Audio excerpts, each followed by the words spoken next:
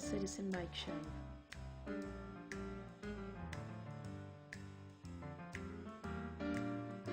News. Commentary.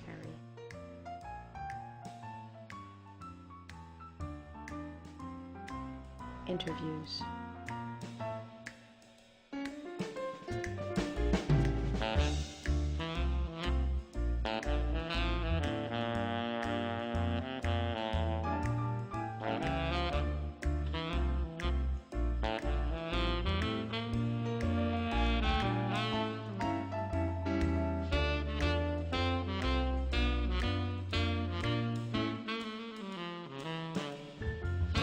The Citizen Mike Show starts now.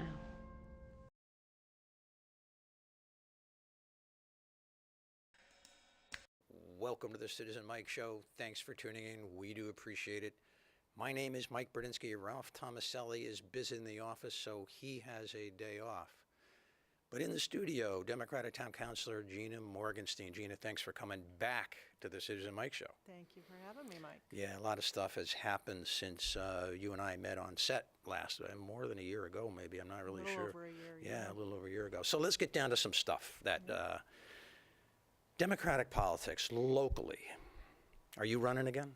I am running again. All right. Who else do you know is running for council, and maybe some of the possibilities too? Yeah, so certainly all the incumbents are running. All right. And as far as I know, there's a variety of people who nothing becomes official until June, July by our bylaws. Of course. But before that, people that have said they're running are Jesse Reynolds, Okay. Bruce Conway, and then the two others that I've heard are Jamie Hine and Jeff Cohen. But And- none of those two I'm certain about. Right. The mayoral candidate, Jared. Liu. Yeah. Okay. So is the mayor, do you think, going to just cruise to another victory? I mean, he does it time after time after time after time. So why wouldn't someone think, well, he's just going to do it again? Can we just keep it shining another 35 years? Yeah, that stuff, that Yeah, kind of stuff. yeah. Very effective slogan. Yeah. Well, we have, over the past several years, built a much stronger town committee. Okay. We have a lot of workers. We have people that have been around a good long while, together with people that are new and active and involved. We got some expertise on doors. All right. 25,000 doors by Dan Fontaine's campaign. Door knocking you're talking about. Okay. And my campaign and others, we got workers. And so we're throwing around how we're going to combine our forces, and we intend to So win those it. Republicans, they better watch out is what you're saying. You're throwing down the gauntlet. Well, one thing that I noticed that I wanted to talk to you about is, I think is fairly, it's new this year, although Democratic platforms have been around in years past. Not recently, I don't think, on the local level. Right. So this is a bit of development. So I want to read a couple things that I've taken from that, and then get your thoughts as to why this party platform distinguishes the Democrats from the Republicans. Where'd you 'cause get that? We have not finalized a document. No, this is a draft. This is a work in progress. But believe you me, You find things. I didn't make it up on my own. No. You know. Yeah. So it's a draft. The Wallingford Democratic Town Committee platform says something like, the Wallingford Democratic Party measures success by overall quality of life. And then it refers to responsible economic development that will benefit all residents. I'm saying to myself, I said, self, is that a Bristol-Myers reference? Is the issue of development something that comes from that, or? I'm not part of this document. Okay, But all right. yeah, well, I think, the fact is we certainly have our zoning regulations, and within that, there is an understanding that how we develop shapes our school system, our economy. So maybe I'm premature on this, but then maybe not. Are you expecting Democratic candidates, to run with a platform, on a platform? My understanding is that the executive committee is still working out details And then what? that I'm not privy to. Okay. This document will be brought to the general membership. Oh, and it'll be voted on And or something. my, what I've been wanting to put forward is that, yes, if you're a candidate with the Democrats, there's been a buy-in by Somebody. a certain group of people. Yeah. You know, there's the executive board, there's the town committee, democratic values, and I know that this year they are going to be interviewing candidates. This has not been done in quite some time. To what end? To what end? Yeah. That the people that are running are felt to have the values of our current town committee. All right. Going down some of these things, and then, access to high-quality education, healthcare, recreation, environmentally responsible stewardship, smart investments to maintain and improve the town's infrastructure, diversity, and a strong democracy. And then in other pages, it's 4 pages long, 5 pages long, that goes into detail. But is that specific enough to help Democrats win over Republicans? Or could Republicans say, what the Democrats did are very nice, but we believe in the same things? It's a document meant to be a guiding force. It is not a document meant to say, you have got to toe the line and be for this and against that. Because there's not going to be anything specific, I don't think. Right, and the fact is, in local politics, there are a fair amount of things that are beyond the control of the local body. Yeah. But what do we stand for? We have not had this document, and there was a time that the powers that be was vehemently against having this document. So put this document aside, and let's say it never sees the light of day, or it's, I don't know, that is pushed aside in months to come. What does distinguish Democrats from Republicans in Wallingford? Well, we've certainly... If anything, I mean... Yeah, well, we've certainly had the same Republican leadership for a lot of years, and some of the core values of Democrats on a broader level may or may not cross over into the local arena, being horribly different, but certainly things like transparency in government and responsibility with what we do.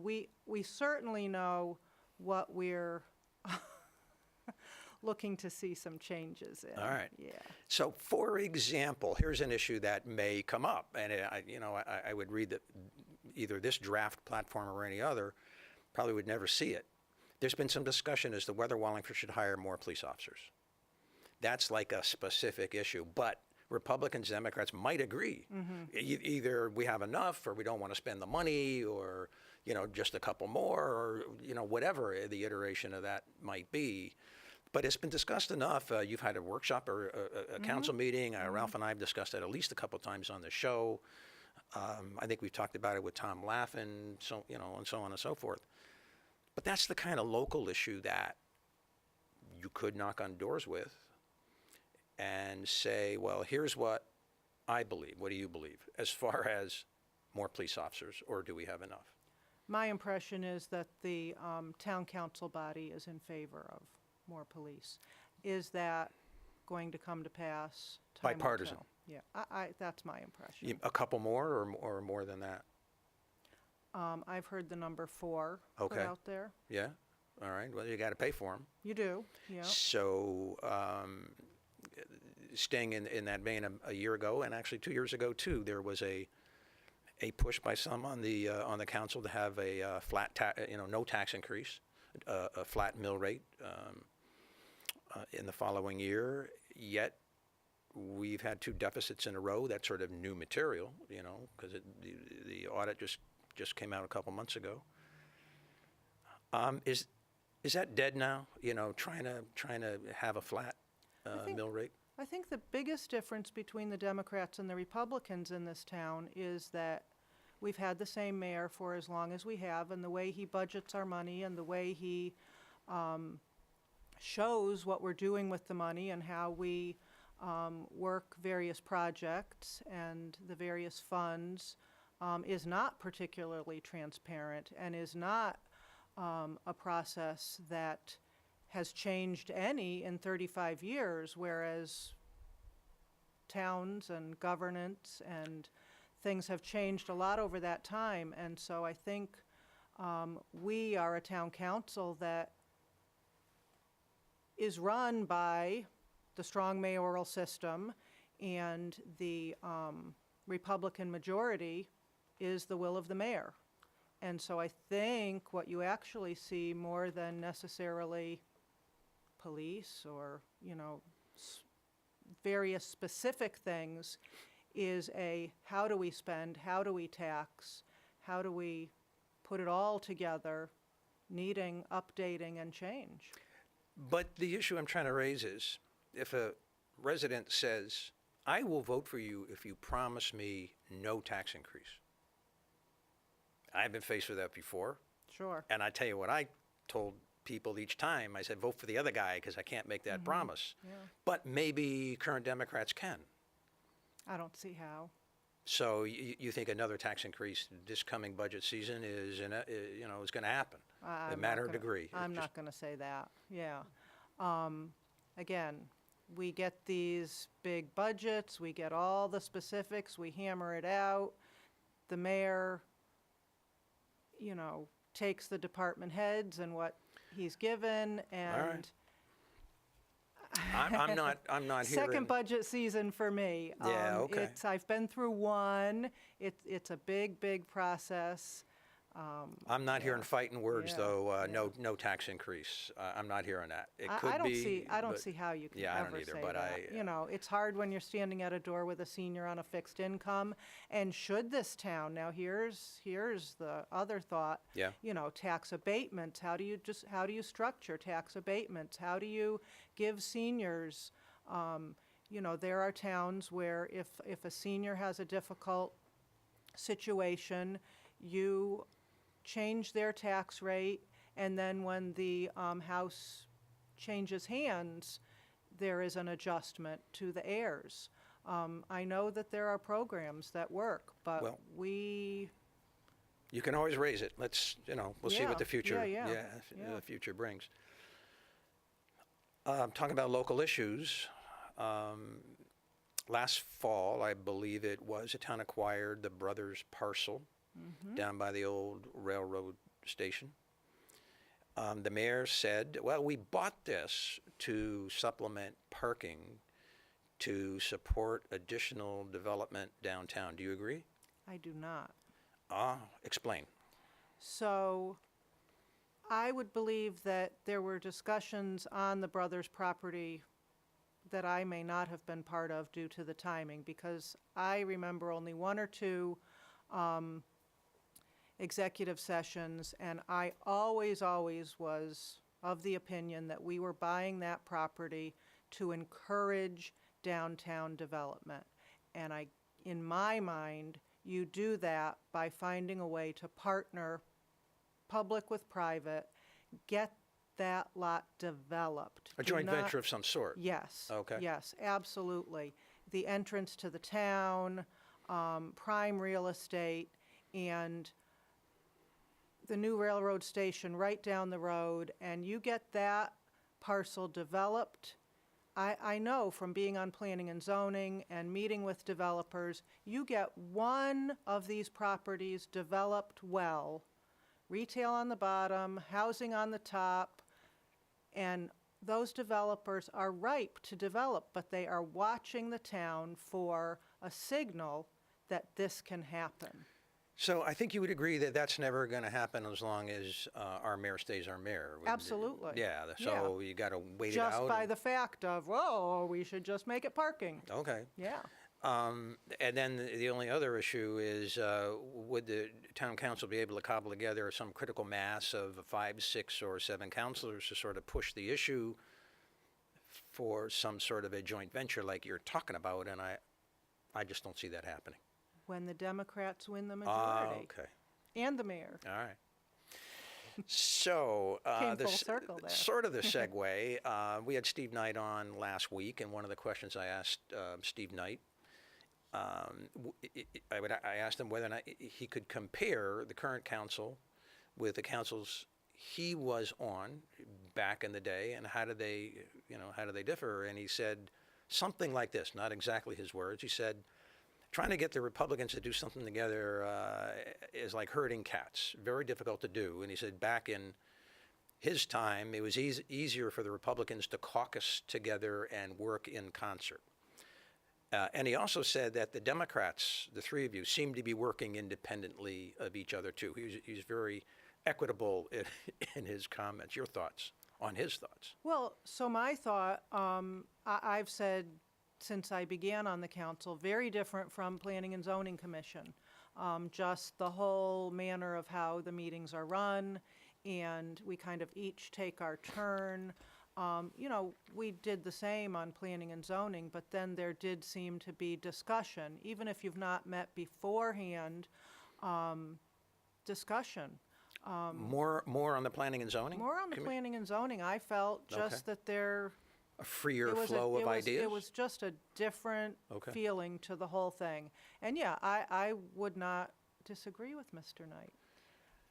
And I would love to see a more collegial working together, and both sides of the aisle. Well, Steve wasn't talking about Republicans working with Democrats or No, Democrats. He was talking about Democrats working with Democrats. Yeah. And okay, I think I hear what you're saying. Another local issue, well, they're all local issues I want to talk to you about really, is the school renovation plan that was sort of popped last fall. It's a bit of an hiatus now. It's asleep. I think they're studying, more, trying to refine the numbers and refine the options. I don't want to get into too much detail about the school renovation plan. They had 6 options. That's all irrelevant now in my mind. The only thing that's relevant now to me is, do you want 1 high school or 2? Who is to make that decision? Should the should the Board of Education be sort of required to make that determination before you ever see it, before it ever comes to you formally? How much money do you want to throw at a school renovation project, either converting 2 high schools to 1, renovating all 4 schools, and you can debate, well, renovate as new and get in all these technical details. No, 1 high school or 2, how much money are you going to be willing to throw at it, and who is to make these decisions? Your thoughts on what I just tried to raise there, a little stumbling. So I'm certainly highly confident in the Board of Education's ability to work on this, certainly over us. I unfortunately was working, didn't make it to any of the presentations, but my general sense of things is that at the higher grade levels, a larger school is certainly manageable. We've certainly poured... I'm hearing you're in favor of 1 high school as opposed to 2. I would think so, yeah. Okay. I don't see a crosstown rivalry as a reason to save 2 schools. Okay. And so you're going to have your resources together. Consolidation makes sense. As far as I know, again, really not my area. Yeah. I'm going to go right out and say that. I know that we have poured a fortune into the physical infrastructure of all of our schools, well beyond what, to me, seems reasonable. We fix things to a point. We blow heat out the window at one end of a school and freeze at the other end of the school. And we've just, cobbled together since my kids were small. My daughter's 31. And I find it pretty frustrating to think about, we're probably still, in this year going to be appropriating money to fix things when we're looking forward to either renovate or replace. I have no monetary figure to give you. I haven't looked at the issue to that degree. Right. So as far as the decision-making process goes, should the Board of Education make the decision as to whether it's going to be one high school or two, or would you rather the Board of Ed come to you and they sit down at the table and they introduce themselves one by one and they exchange mutual compliments, you guys are doing a fine, the speech, the dance, right? And the Board of Ed says, well, we're in a dilemma. It could be one high school or two. We want you, the council, to decide. I think that's a very plausible scenario. They don't want to make that tough decision. They're elected officials just like you guys are on the town council. So they try to pass the buck and say, what would you rather fund? Sort of a false choice, one high school, two, and I would say, or the third choice is none, but that's got to be a choice because Keep there's a lot of people that are out there that have not seen the dire need for this. Case has not been made. So I've been taking up some time so you can collect your thoughts on that question. Would you share the decision-making process on that point with the Board of Ed or force them to go back to their own meeting hall and say, you decide if you want one or two, bring it to us and we'll vote on it? Well, how about we use the pool as a comparison? Go So we had a ahead. Yeah. big, long commission, how many years ago? Nothing ever got done. Yeah. 10 years, longer? Spent Yeah. 3 or 4 years. Okay. And now, wow, that Park and Rec, they did a fabulous job. They went out, they are the experts in their field. They know what they need. And they went out to various organizations and figured out what their need was. So I think if I use them as a comparison, close the circle for me the school here. system should be knowing what their needs are. So they would come They to should you be and coming to us with a decision. well-formulated, here are options. Oh, but then you've got to pick an option. Well, See, so that's what I'm saying. Bring me That's the trap. but bring me a well-educated, give me the glossy, this is what this costs, this is what this costs, and for our needs, Yeah. teaching-wise, bringing the buses in the turnaround-wise, all of it. I need their knowledge. I don't work in a school. Okay. So the bid specs on the consultant said that the consultant was supposed to make a recommendation that they have not yet done, even though it's long past what the bid documents specified as a deadline for this. I haven't heard a recommendation at this point, and I ask you this series of questions because I'm beginning to doubt whether there ever will be a recommendation, rather an effort to push it on you to make the choice so they don't have to. But let's move on to the. Okay, I yeah. think I heard that you're very open to one high school instead of two. I am. And I think I heard that the amount of money that has been talked about, 100 million, 150 million, is not terribly troubling as long as the Board of Ed gets behind it.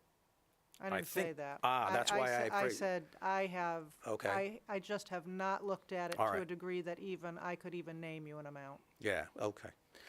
Well, one of the counselors, very early in the process, went on record as saying, hey, whatever the Board of Ed wants is okay with me. And I read that and say, wow, maybe that's sort of an abdication of responsibility. I mean, the Board of Ed has one role, the council has another role, and the mayor has another role, on this.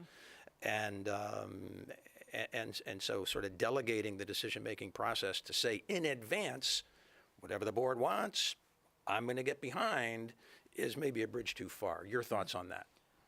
Well, we certainly know that they do know how to manage their money well. And so Okay. I don't know that I'd quite give them carte blanche. I think the final numbers Yeah. always come before the council. All right. I can see I can see 3 or 4 votes maybe where counselors would defer, give undue deference to the Board of Education. If they say 150 million, I'm on board for 150 million. If they say 100 million, I am on board for 100 million, and so on down the line. But you don't I just don't have enough information. Good enough. Let's Yeah. move on then. You guys are working on a new code of ethics. How come? What prompted, and you were working on it for a long time, like maybe a year. Yeah, what triggered all that effort? I believe when charter revision was done, Okay. it was deferred that some of these things were needing to be cleaned up by the council. Because of changes in the charter? Or Because just, of review of the charter, and they felt that it really wasn't their purview. okay.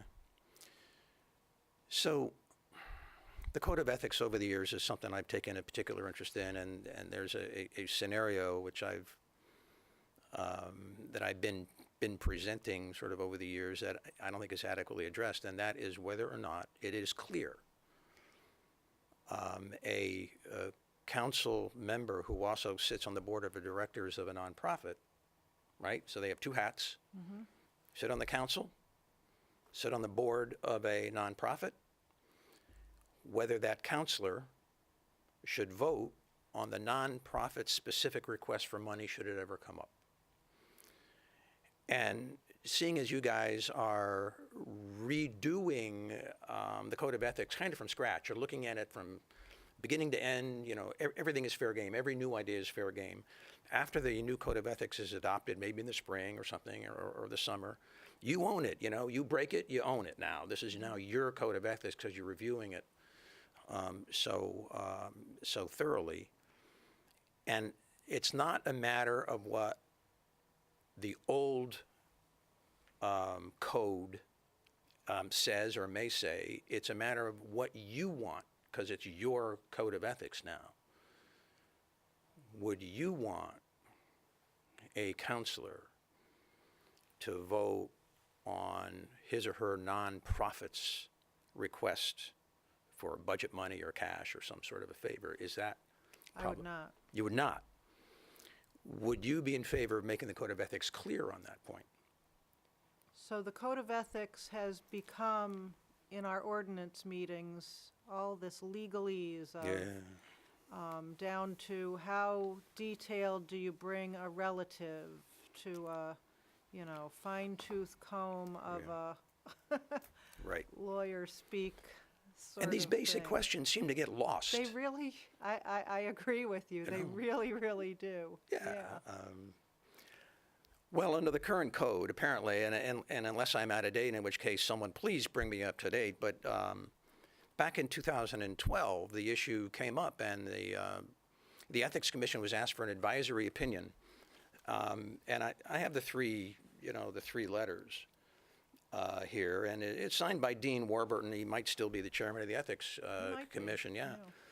But the Code of Ethics, the Ethics Commission, without regard to the specific language in the Code of Ethics, I might add, but this is the legacy that we're left with, decided that a council member could vote on his or her nonprofit's request for money. Yes, the Ethics Commission said that in the cases of 3 counselors who were sitting in 2012, which means that under their current interpretation, that's what the current code says, and it'd be up to you guys to specifically make that clear and tighten it up. Let's move on to another ethical situation, and that is whether or not a hypothetical, but it comes right out of the Southington situation in the last 3 years, whether the employment relationship could create a conflict of interest such that the new code of ethics should make it clear as to how you would like it to go. And what happened in Southington, I'll repeat the story.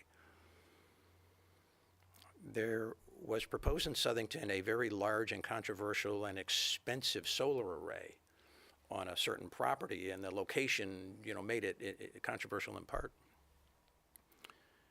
And the developer, the individual who was behind the corporations, the LLCs, the corporate subsidiaries, the individual, was the boss of one of the town councilors who had to vote on his boss's proposal.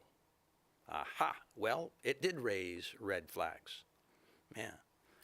And the Southington Ethics Board, which was a majority Republican, and the counselor was a Republican, the Ethics Commission decided it was a conflict of interest, and the Republican counselor should not be able to vote on his boss's proposal because of the employment relationship.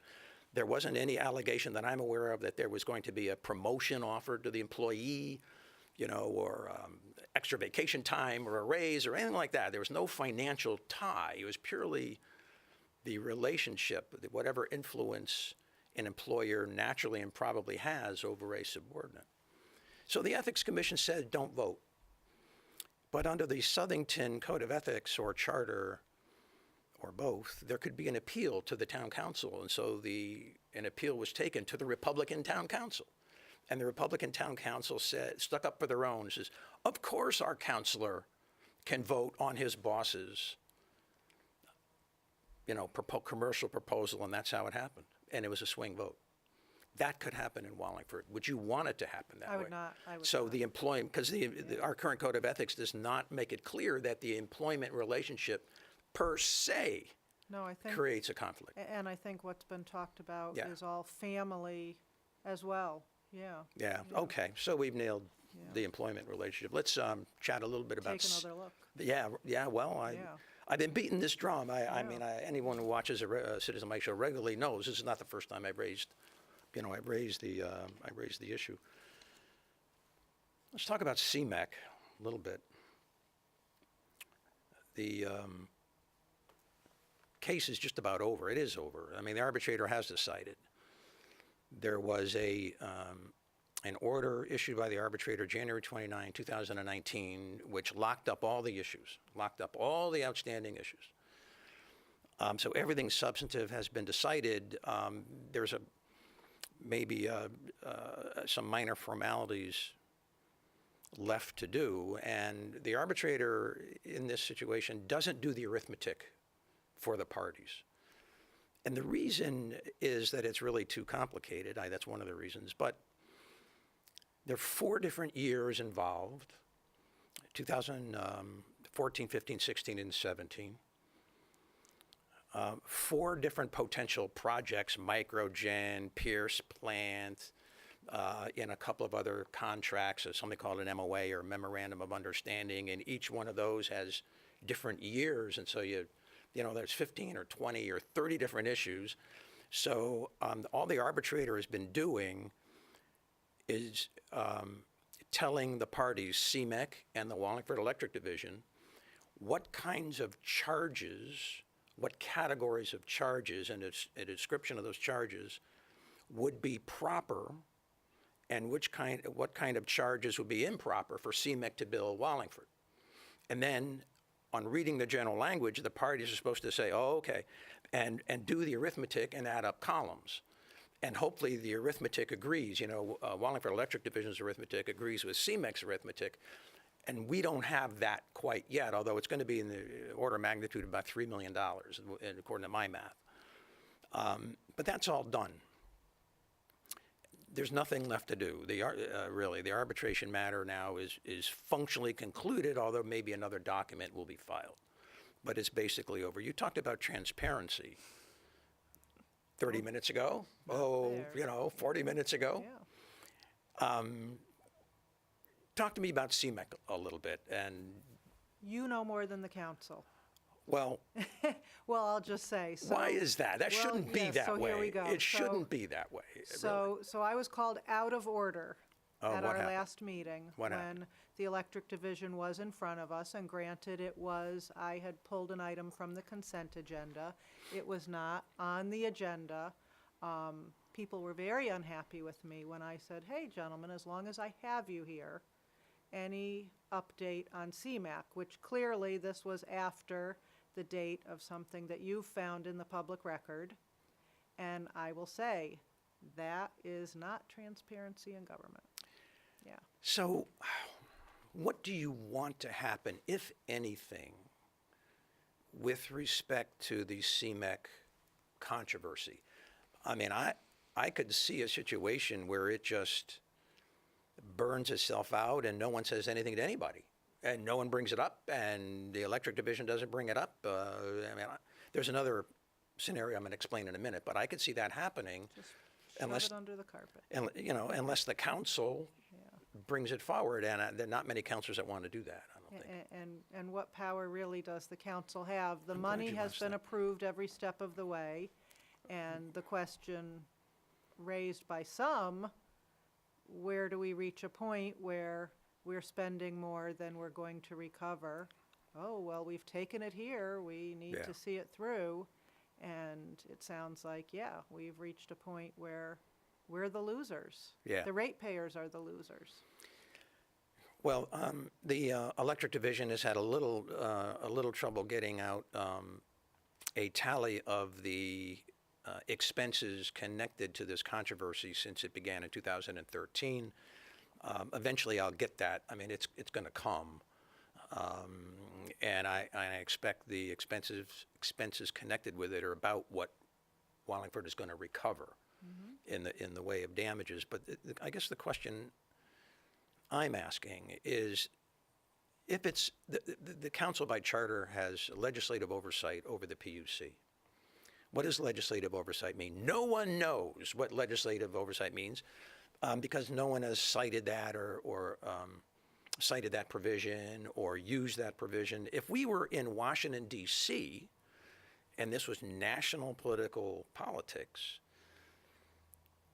Congress knows very well what legislative oversight is, and that the Republicans used their oversight powers over the Obama administration to go into Benghazi, right? That's oversight. You don't have power to make foreign policy, but you have oversight on it. And now the Democrats are in power in the House, and they're exercising their oversight powers, or trying to, over the Trump administration. So oversight means something if you want to do it. I'm just not sure anyone cares anymore. Maybe Citizen Mike Show, just drop it. We'll have one more show. Drop it because no one cares. What do you think? Good idea? All the more reason to change the administration, Mike. Oh, boy. All right. Well, the charter did not change the on that PUC point, did it? amount. Yeah, on that point. I know. Yeah. We tried to reopen it. Changing the subject, is there anything specific that you want to try to get done in the next, for the next year of your term, basically, either budget-wise, ordinance-wise, anything else? So, well, I heard just the other day, Steve Knight liked that Hamden was getting rid of plastic bags. I did not think the will of the people in power here in Wallingford would be in favor of such a thing. Well, we don't know yet, but what do you but think? Steve Knight, There you go. Steve Knight's got the ear of the people in power. Well, might you put forward a proposal to the ordinance committee to put some sort of a restriction on plastic bag sales? I think the fact that there seems to be a will to do such a thing, I would love that. All right. Well, you could do that. I Absolutely. mean, any counselor can do that. Yeah. I suppose, Well, yeah. again, before I watched Steve Knight, I just didn't think that the will of the powers would be there for such a thing. But now that I see that, Yeah. I like that idea a lot. All right. Yeah. So we'll look forward to that. Well, let's make that the final word. All right. Great. And thanks for coming on the show, and thanks Thank folks for everybody. Yeah. watching Gina Morrgenstein and the you. Citizen Mike Show. Yeah, it was very nice. Yeah, Again. yeah. We had a good time. Yeah, We even are without here Ralph. Wednesday nights. It's snowing or sleeting outside, I think. Oh, I hope it snows. But from the warmth and safety of your home, you can watch the Citizen Mike Show on Thursday, Fridays, Monday, Tuesdays, and Wednesdays on WPAA, or the show is eventually, after a couple days, is posted up on YouTube. Go to YouTube, search the Citizen Mike Wallingford channel, or get a hold of the studio or me and let us know that you would like a link to the YouTube production sent to you directly. We can do that. Thanks again, Gina Morrgenstein, and thank you for watching, and good night, everybody. Be safe. Thank you.